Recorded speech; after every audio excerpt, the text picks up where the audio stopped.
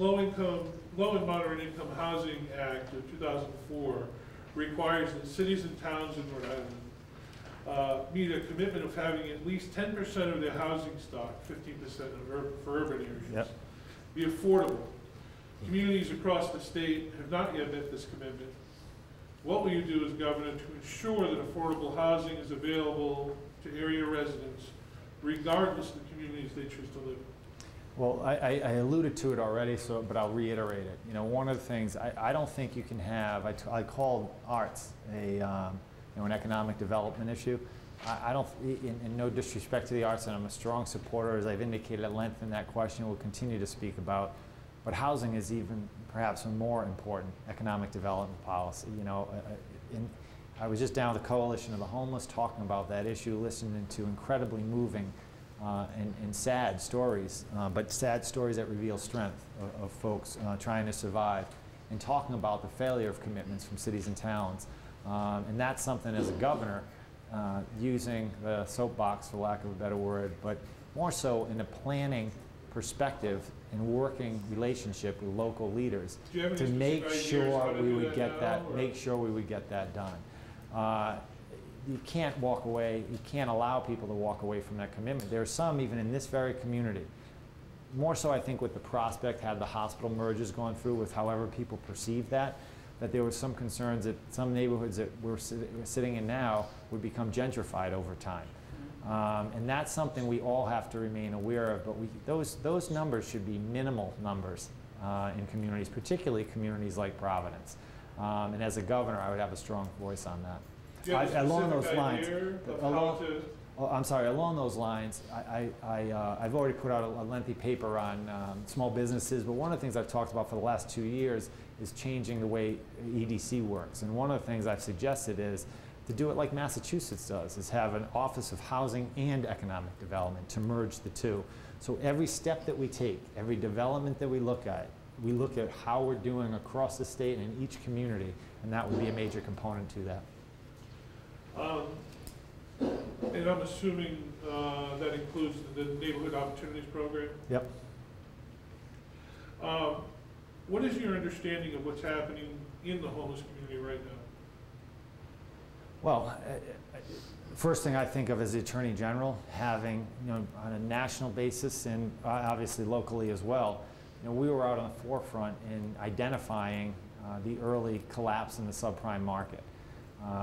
As Attorneys General, we shut down AmeriQuest, we shut down Household Financial, we shut down Countrywide for them preying upon people. Returned just to Rhode Island in excess. Can I please interrupt? Yep. I'm sorry. I meant, what is your understanding of what's happening to people who are homeless right now? Well, what I was saying is, but I think that's an important part of the dialogue, in as much that some people think we've already evolved through that when we're actually still stumbling through that. And it's another reason that I'm saying we should have an Office of Economic Development and Housing together. So what are people doing? They're struggling to keep their homes. There are still those. We're not done with the crisis. It's actually going to other neighborhoods. I think there were those initially when that crisis started to evolve that thought, oh, it's only this neighborhood. It's not hitting. And then suddenly it was on the east side and it was everywhere. And finally people started to realize that we are in free fall or close to it. And obviously many people had overextended themselves. So what I had done in recognition of that is working with Juan Pichardo, maybe in this district, if not nearby, Senator Pichardo, to pass some of the first laws in the country, but certainly in the state, to afford protections and abilities to go after those that prey upon people. The reality is what we've seen with people displaced and living under the highway is that we are at times doing an abysmal job providing for and watching over our own. And the homeless community in it, which was growing far too steadily in a horrible economic time. And I think that just speaks to our responsibility as a community, and in some ways goes back to our development as a community as a whole to ensure that this is affordable housing at the levels you've stated, if not higher. So, for the folks that have already fallen through the cracks, who, the prime mortgage and what's going on with the banks, and the houses have been taken away and they've lost their livelihood, for the people who are homeless, you understand that the population has grown grown exponentially. Right. In that, do you have an understanding of what their life is like right now, that the shelters are past capacity, that families and children are in desperate need, and most troubling, because of what the governor has done with DCYF, the age of the homeless has dropped dramatically. You Right. see people turning 18 and becoming homeless. Right. And that's becoming a norm. So my basic point is, do you have an understanding of that? Right. And do you have any ideas right now of what you can do to address the everyday lives that people are experiencing while they're homeless? And if not, do you have an idea of how you can understand that, inform some policies to at least help them while they are homeless, so they're not being in such a dangerous situation, especially for the youth? I think the best way to address it is through people like you. I think the faith community, which oftentimes offers some support in supplemental services to homelessness, and also offers a perspective and also gives a better idea what the true volume is to figure that out.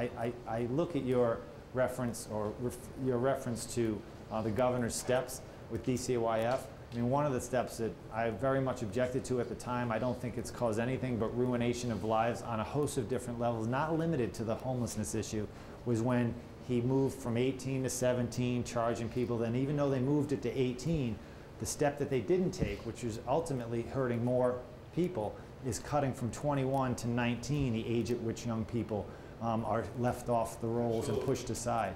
I think that was an abysmal decision that he claimed at the time would save millions of dollars. Even during the 4 months on just the issue regarding the 17-year-olds, it lost us millions of dollars. But worse than that, and people didn't pay attention, and I spoke at length about this in my hearings, in my budget hearings, which I carved a separate time to speak about it on many occasions, was that it's a second part that the community didn't get, which you allude to, and I don't know if people understand, is that he cut it from 21 to 19. And that's not saving us money either. It's actually losing, and it was a worse decision, and I didn't agree with the 18 to 17 decision, by the way. But it's even more devastating to our community as a whole, but particularly the young people and the families you're talking about, was moving it from 21 to 19. It was a betrayal. It was a betrayal of young people, but also ourselves, because ultimately it's costing us all money and it's casting people aside. So I've been very outspoken on that. Condemning a whole generation. Absolutely. To oblivion. Yeah, and taking away any hope that so many of them had.